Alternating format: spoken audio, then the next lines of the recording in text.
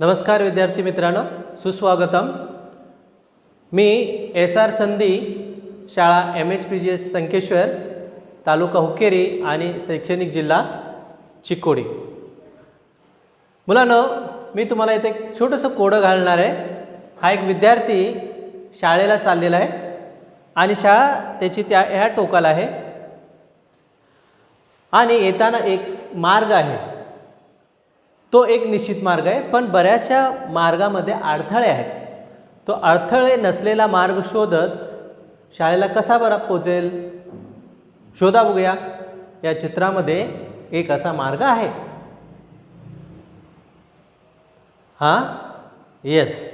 तर हा पहा, हा विद्यार्थी इथून निघून इथं आला, इथून इथं येऊन असा आला की तो बरोबर शाळेला येतो. या मार्गामध्ये एकही अडथळा नाही आहे. Very good.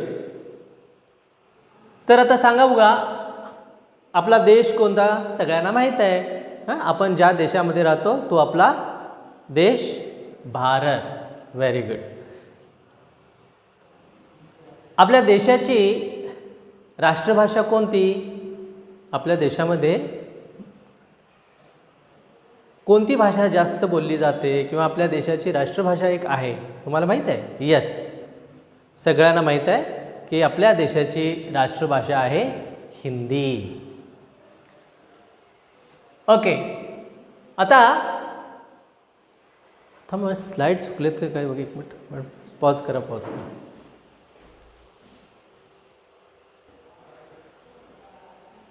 आता बोलताना आम्ही आपले मत कसे मांडू शकतो? आपले मत आपण लोकांच्या समोर किंवा दुसऱ्याला कसे सांगू शकतो? सांगा भाऊ. यस, आपण आपले मत लोकांना बोलून दाखवतो, सांगतो, भाषेच्या माध्यमातून सांगतो, ॲक्शन करून सांगतो किंवा कृती करून सांगतो. या सर्व पद्धतीनं आपण आपले विचार किंवा बोलणे, म्हणणे लोकांना सांगू शकतो. आता कर्नाटकामध्ये सांगा, जास्तीत जास्त कोणती भाषा बोलली जाते? आपण ज्या राज्यामध्ये राहतो त्या राज्यामध्ये जास्तीत जास्त कुठली भाषा बोलली जाते? तर व्हेरी गुड, आपल्या कर्नाटकामध्ये कन्नड ही भाषा जास्त प्रमाणामध्ये बोलली जाते. जास्त लोक कन्नड भाषा बोलतात. ओके. आता आपल्या कर्नाटक राज्याच्या शेजारी, हे पहा, आपला हा देश, इथं आपलं राज्य आहे कर्नाटक. या कर्नाटक राज्याच्या शेजारी बरेचसे राज्य आहेत. तुम्ही सांगू शकाल का? तुम्ही नकाशाकडे पाहून सुद्धा तुम्ही सांगू शकता कोणती कोणती राज्य तुम्हाला दिसतात, कोणती कोणती राज्य आहेत? येस. तर आपल्या कर्नाटक राज्याच्या शेजारी तेलंगणा, महाराष्ट्र, केरळ, गोवा, तमिळनाडू आणि आंध्र प्रदेश ही एवढी राज्य आपल्या कर्नाटकाच्या शेजारी आहेत. आता जसं कर्नाटकामध्ये कन्नड भाषा बोलली जाते, तसं महाराष्ट्रामध्ये कुठली भाषा जास्त प्रमाणात बोलली जाते? Yes, very good. तर आपल्या शेजारी असलेला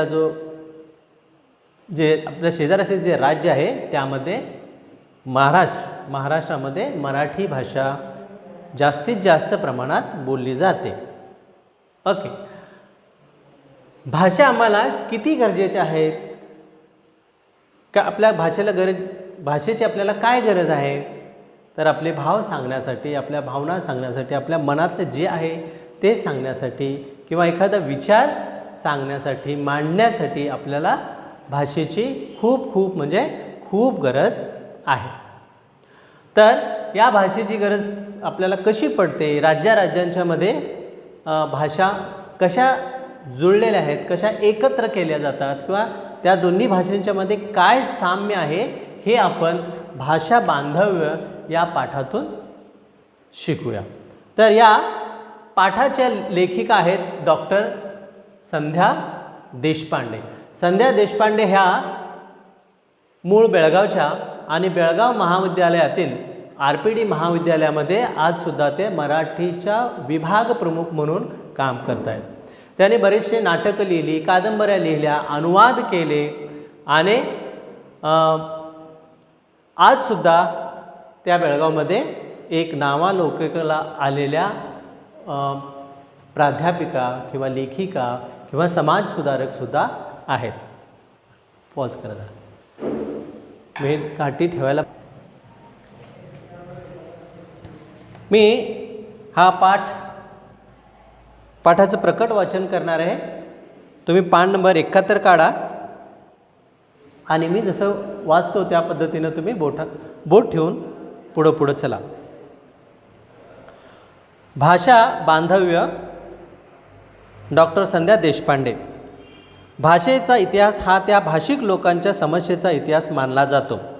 वेगवेगळ्या भाषा बोलणाऱ्या दोन शेजारी प्रांतामध्ये परस्परांच्या भाषांचा प्रभाव ही स्वाभाविक गोष्ट आहे. कर्नाटक आणि महाराष्ट्र ही दोन शेजारी असणारे प्रदेश. त्यामध्ये या दोन प्रदेशांचे एकमेकाशी भाषिक, सांस्कृतिक, राजकीय आणि भौगोलिक संबंध असणे स्वाभाविकच आहे. कै शं बा जोशी मराठी आणि कन्नडी ही जुळी भावंडे मानतात. बा कृ गलगली कानडी ही मराठीची अक्का थोरली बहीण असे म्हणतात. महाराष्ट्रावर कर्नाटकचा भाषिक आणि सांस्कृतिकदृष्ट्या प्रभाव पडण्याचे मुख्य कारण दीर्घकाळ कन्नड राज्य घराण्याचा महाराष्ट्रावर असलेला अंमल होय, असे शरा लोकापूर प्रतिपादन करतात. भाषिकदृष्ट्या कानडी आणि मराठी या दोन्ही भाषा शब्द, म्हणी आणि वाक्यप्रचार पुष्कळ साम्य असल्याचे दिसून येते. नातेसंबंधाच्या बाबतीत कानडीतून अक्का, थोरली बहीण, अण्णा, मोठा भाऊ, आप्पा, वडील असे शब्द आपण घेतलेत. दोन्ही भाषात अनेक समानार्थी म्हणी आहेत. उदाहरणार्थ, आधी पोटोबा मग विठोबा, ಮೊದಲಿಗೆ ಹೊಟ್ಟೆಯಪ್ಪ ಆಮೇಲೆ ವಿಟ್ಟಪ್ಪ, नाचता येईना अंगण वाकडे, कुणिलिके बरिलिल्ला अंगळ डोंकू, दात आहेत पण चणे नाहीत, चणे आहेत पण दात नाहीत, हल्लू इद्दाग कडली इल्ला, कडली इद्दाग हल्लू इल्ला. सण आणि उत्सव यातूनही कानडी मराठी भाषात एक तरल अनुबंध दिसून येतो. महाराष्ट्रात गुढीपाडवा हा सण चैत्र महिन्यात साजरा केला जातो. कर्नाटकातही हाच सण उगादी पाडे या नावाने साजरा केला. चैत्रात रामनवमीचा उत्सव महाराष्ट्रात आणि कर्नाटकात उत्तम प्रकारे साजरा होतो. मैसूर, बेंगळूर भागात शास्त्रीय संगीताच्या कार्यक्रमाचे मोठ्या प्रमाणात आयोजन करून हा सण साजरा करता येतो. नागपंचमी, गोकुळाष्टमी, श्रावणातील शुक्रवारी, वरमहालक्ष्मी हे सण येतात. महाराष्ट्रात गोकुळाष्टमी खूप उत्साहात साजरी होते. बेंगळूर भागातील कृष्णाष्टमी म्हणून हा उत्सव साजरा केला जातो. महाराष्ट्रातील हरिता कालिका कर्नाटकात सुवर्णगौरी म्हणून साजरी होते. महाराष्ट्र कोकण भागात या दिवशी स्त्रिया व्रत ठेवून उपवास करतात. मात्र कर्नाटकात सूप वाण म्हणून देतात, सुग्रास भोजन करतात. दोन्ही प्रदेशात गणेशोत्सव साजरा होतो, तसा देशात अन्यत्र कुठेही होत नाही. तुमकूर, तिपटूर, अरसीगेरे येथेही गणपतीच्या मोठमोठ्या मूर्त्या करून त्यांची स्थापना केली जाते.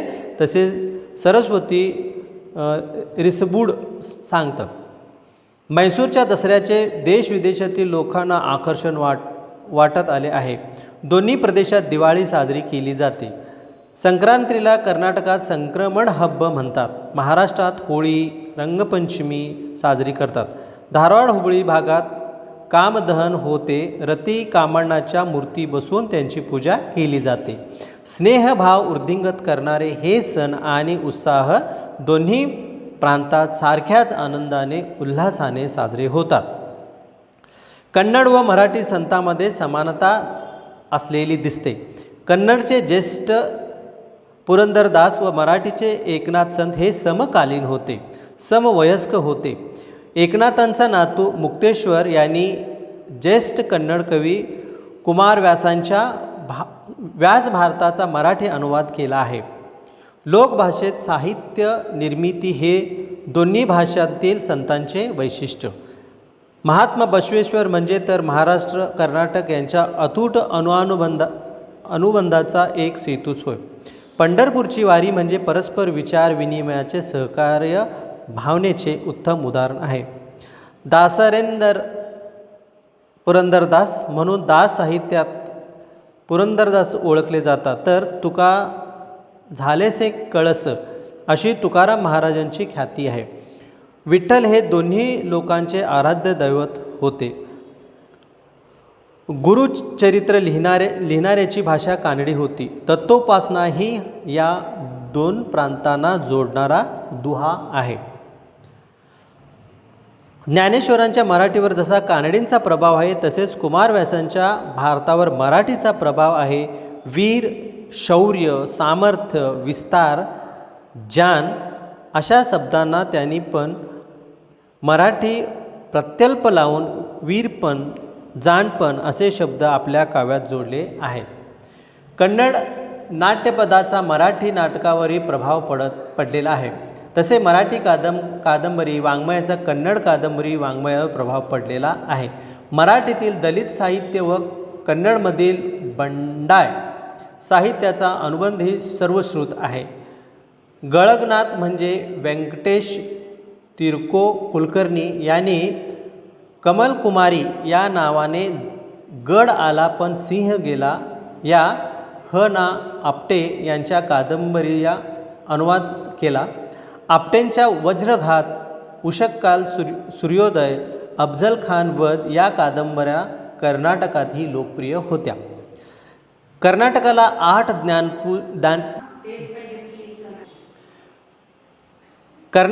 ज्ञानपीठ पुरस्कार मिळाले. त्यापैकी डॉक्टर कारंत, मास्ती, बेंद्रे, गोकाक, कुवेंपू हे नवोदय कालातले लेखक.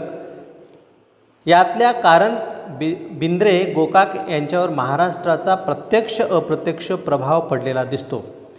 बेंद्रे यांची मातृभाषा मराठी होती.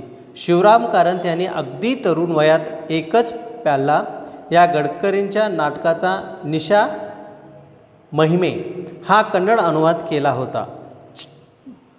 चैत्र खानोलकरांनी हृदयवन्नी या कर्नाटकच्या नाटकाचा अनुवाद केला. डॉक्टर शिवराम कारंत, गुरुस्वामी अय्यंगार यांनी मराठी भाषा येत नसतानाही इतरांच्या मदतीने मराठी कादंबऱ्यांचे नाटकांचे कानडी अनुवाद केले. उमा कुलकर्णी यांनी सुधामूर्ती, आनंदमूर्ती, एस.एल.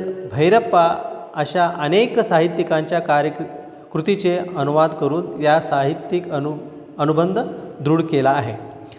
भारतरत्न पंडित भीमसेन जोशी यांच्या संतवाणीने मराठी संस्कृती जीवनात एक इतिहास निर्माण केलेला आहे. एकदा पु ल देशपांडे यांच्या तुझे आहे तुझपाशी या नाटकाचा बेंगलोरला प्रयोग होता आणि त्याचे अध्यक्ष होते मास्ती व्यंकटेश अय्यर. मध्याह्नानंतर पुलंचा सत्कार करताना त्यांनी पुलंना मिठी मारली आणि त्यांच्या गालाचा मुका घेतला. पुलंना हे सर्वात मोठे प्राईज वाटत होते. असा हा साहित्यिक सांस्कृतिक अनुबंध पूर्वांपार चालत आला आहे. महामहोपाध्याय दत्तो वामन पोद्दार स्वाक्षरी मागायला आलेल्या विद्यार्थ्यांना बहुभाषिक व्हा असा संदेश देत. विनोबा भावे यांना तर 16 भाषा उत्तम येत असत. जागतिकीकरणाच्या या काळात सर्व भारतीय भाषावर आयडेंटिटी म्हणून उभारण्याची वेळ आली आहे. अशावेळी भाषा बांधव जपून आपल्या भारतीय भाषा वृद्धिंगत करण्याचे प्रयत्न आपण केले पाहिजेत. एवढेच शब्द आहेत त्याच्यात. ओके, आता काही नवीन शब्दार्थ आहेत पहा. अनुबंध म्हणजे संबंध, 2 भाषांमधील किंवा 2 व्यक्तींमधील संबंध.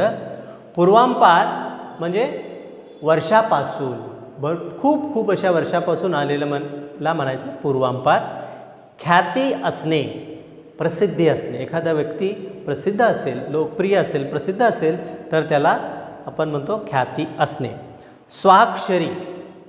स्वाक्षरी म्हणजे सही, सिग्नेचर ज्याला आपण म्हणतो त्याला स्वाक्षरी म्हणतात. त्याच्यानंतर सर्वश्रुत याचा अर्थ सर्वांनी ऐकलेलं. आता या पाठामध्ये असलेले काही लेखक जे महाराष्ट्र आणि कर्नाटक या मधील बांधत्व दर्शवलेलं आहे असे काही लेखक, कवी, कादंबरीकार या चित्रांच्या मध्ये मी तुम्हाला दाखवतो. पहा, शंकर बाळ दीक्षित जोशी हे कादंबरीकार होते, समीक्षक होते आणि लेखकसुद्धा होते. आता हे पहा, रंगनाथ श्यामाचार्य लोकापूर हे कानडी लेखक, नाटककार, कादंबरीकार आणि साहित्यिकसुद्धा होते. हे पहा, व्यंकटेश तिरको कुलकर्णी यांना गाळगनाथसुद्धा म्हणतात. या नावाने हे सुद्धा ओळखले जातात. यांचे मूळ नाव हे व्यंकटेश तिरको कुलकर्णी. यांनी खूप असे मराठीतून कन्नड आणि कन्नडमधून मराठीमध्ये पुस्तकं अनुवाद केलेली आहेत.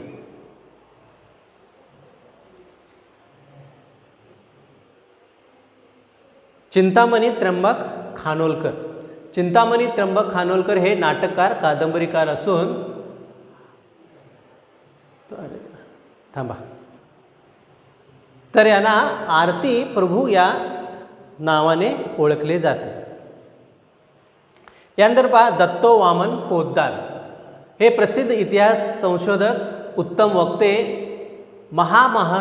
महामहोपाध्याय ही त्यांना महाराष्ट्राने दिलेली एक पदवी आहे. परत पहा, महामहोपाध्याय ही पदवी महाराष्ट्र सरकारनं दत्ता वामन पोद्दार यांना दिलेली आहे.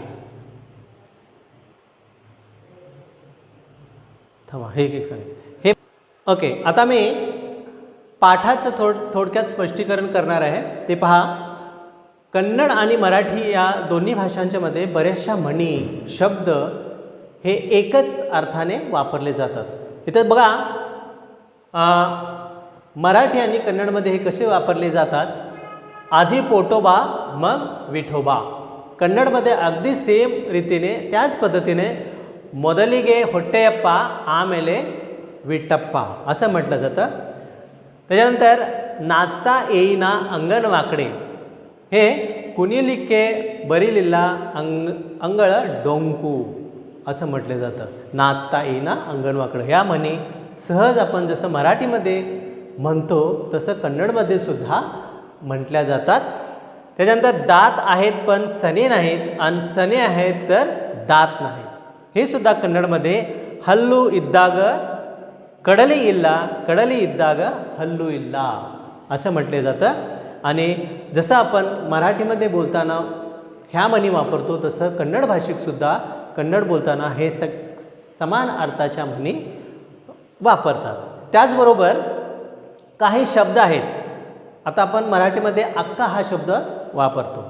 अक्का हा शब्द खरं तर कन्नडमधला अक्का, पण थोरली बहीण आपण थोरल्या बहीणला अक्का म्हणतो. त्याच्यानंतर अण्णा, अण्णा हा शब्दसुद्धा आपण दादा किंवा भाऊ हा शब्दसुद्धा आपण वापरतो, कन्नडचा शब्द.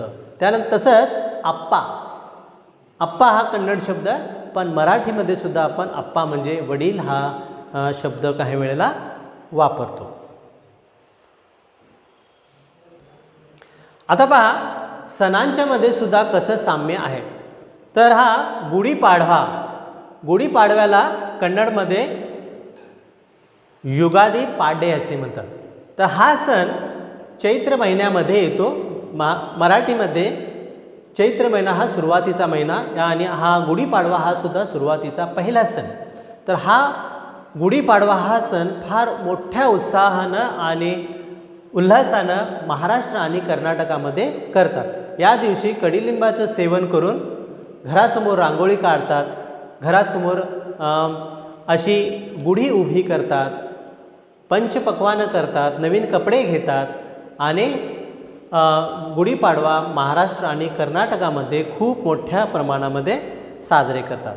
त्याचप्रमाणे पहा, महाराष्ट्रामध्ये गोकुळाष्टमीसुद्धा खूप उत्साहानं साजरी करतात. त्याच्यानंतर बेंगळूर भागामध्ये गोकुळाष्टमी कृष्णाष्टमी म्हणून साजरी केली जाते. आणि त्यानंतर बरेचसे सण महाराष्ट्र आणि कर्नाटकामध्ये साजरे केले जातात. गणेश चतुर्थी हा तर सण आपल्या सगळ्यांना खूप आनंदाचा आहे. अख्ख्या भारतामध्ये कर्नाटक आणि महाराष्ट्रामध्ये गणेशोत्सव फार मोठ्या प्रमाणात आणि फार मोठ्या आनंदाने साजरा केला जातो. इथं तुमकूरमध्ये सुद्धा हा सण मोठमोठ्या मूर्त्या, गणेशांच्या मोठमोठ्या मूर्त्या उभे करून त्यांची स्थापना करून त्यांची आराधना करून 21 दिवसापर्यंत त्या मूर्त्या ठेवल्या जातात. काही ठिकाणी 11 दिवसापर्यंत गणेश मूर्तीची स्थापना करतात आणि त्यानंतर आनंदानं त्यांचं विसर्जन केलं जातं. जानेवारी महिन्यामध्ये येणारा सण, 14 जानेवारीला येणारा सण म्हणजे मकर संक्रांती. आपण शाळेमध्ये सुद्धा बघा, सुट्टीचा दिवस जरी असेल तर दुसऱ्या दिवशी आपण शाळेमध्ये सर्वजण संक्रांतीचा सण साजरा करतो आणि शाळांच्यामध्ये आम्ही सर्वजण तिळगुळ वाटून, तिळगुळ घ्या, गोड घ्या असं सांगून हा सणसुद्धा आपण फार मोठ्या प्रमाणे आपल्याकडे जसं करतात तसं मोठ्या प्रमाणामध्ये महाराष्ट्रामध्ये सुद्धा हा सण साजरा करतात. इथं कर्नाटक आणि महाराष्ट्रामध्ये हे फार साम्य आपल्याला दिसून येतं. ह्या सणांच्या मध्ये सुद्धा आपल्याला हे साम्य दिसून येतं. आता इथं सुद्धा पहा, काही महान संत कर्नाटक आणि महाराष्ट्रामध्ये होऊन गेले.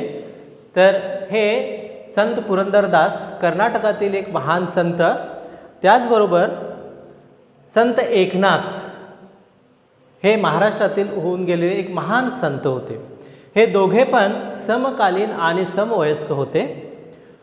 आता या संत एकनाथ महाराजांचा नातू मुक्तेश्वर, मला जरा कटका नाव चुकीचं काय, संत एकनाथ महाराजांचा नातू मुक्तेश्वर यांनी व्यास भारत हा अनुवाद मराठीमध्ये त्याने केलेला आहे. त्यानंतर पहा, संत बसवेश्वर. संत बसवेश्वर यांना कर्नाटकामध्ये खूप महत्त्व म्हणू आपण किंवा महान आहे ते अख्ख्या आपल्या कर्नाटकामध्ये. तर थांबा, हां चला, कर्नाटकातील प्रसिद्ध वचनकार आहेत आणि यांच्या नावाचे खूप मठसुद्धा कर्नाटकामध्ये प्रसिद्ध आहेत आणि यांनी दिलेली वचनं आजसुद्धा आपल्या जीवनोपयोगी आहेत. जरा पास करू. यानंतर पु ल देशपांडे यांनी बेंगलोरला आपला एकच प्याला हे नाटक जेव्हा सादर केलं त्यावेळेला तिथं महान अशा गणमान्य व्यक्ती ज्या होत्या त्यांनी पु ल देशपांडे यांना मिठीसुद्धा मारलेली होती. आणि भीमसेन जोशीचं नाव तुम्ही ऐकलं असेल. भीमसेन जोशी हे शास्त्रीय संगीतकार होते. त्यांना भारतरत्न हा पुरस्कार मिळालेला आहे. विनोबा भावेंचं नावसुद्धा आपण ऐकलेलं आहे. तर विनोबा भावे यांना 16 भाषा अगदी व्यवस्थित लिहिता आणि वाचता येत होत्या.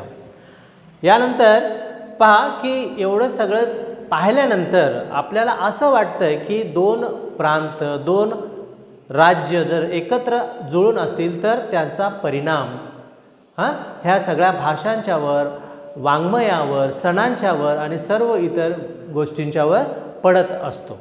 ओके, यासाठी आपण भाषेचं महत्त्व समजून जास्तीत जास्त भाषा शिकण्याचा प्रयत्न करावा. ओके, गुढीपाडवा दोन्ही प्रांतात कसा साजरा केला जातो? तर अगदी समान पद्धतीनं गुढी उभं करून, कडीलिंब खाऊन, गोडधोड जेवण तयार करून, पोळीचं जेवण करून आणि नवीन नवीन कपडे घालून, घरासमोर रांगोळ्या काढून दोन्ही राज्यांच्या मध्ये गुढीपाडवा साजरा केला जातो. त्यानंतर कुमार व्यासांच्या व्यास भारताचे वर्णन अगदी बोली भाषेमध्ये केलेलं आहे. कसे केलेलं आहे तर त्यांचं वर्णन हे बोली भाषेमध्ये केलेलं आहे. श. बा. जोशी मराठी आणि कानडी या भाषांना काय म्हणतात? तर जुळी भावंड असे म्हणतात. गुढीपाडवा हा दिवस कर्नाटकात कोणत्या नावाने सण झाला? गुढीपाडवा हा दिवस कर्नाटकात कोणत्या नावाने साजरा होतो? उगादी पाडे. इथं बंद करा जरा. गुढीपाडवा हा दिवस कर्नाटकात कोणत्या नावाने साजरा होतो? सांगा बघू. तर उगादी पाडे या नावाने साजरा होतो. द रा बेंद्रे यांची मातृभाषा कोणती होती? द रा बेंद्रे यांची मातृभाषा होती मराठी. मराठी मातृभाषा असून देखील त्यांनी कन्नडचं खूप साहित्य लिहिलेलं आहे आणि त्यांना ज्ञानपीठ पुरस्कार मिळालेला आहे. पु ल देशपांडे यांच्या कोणत्या नाटकाचा बेंगलोर येथे प्रयोग झाला होता? तर तुझं आहे तुझं पाशी या नाटकाचा बेंगलोर येथे प्रयोग झालेला होता. आता ग्रहपाठ पहा. पुरंदरदास आणि तुकाराम महाराज यांची माहिती लिहा. हा तुमचा ग्रहपाठ आहे. एवढं सांगून सर्वांना धन्यवाद. धन्यवाद.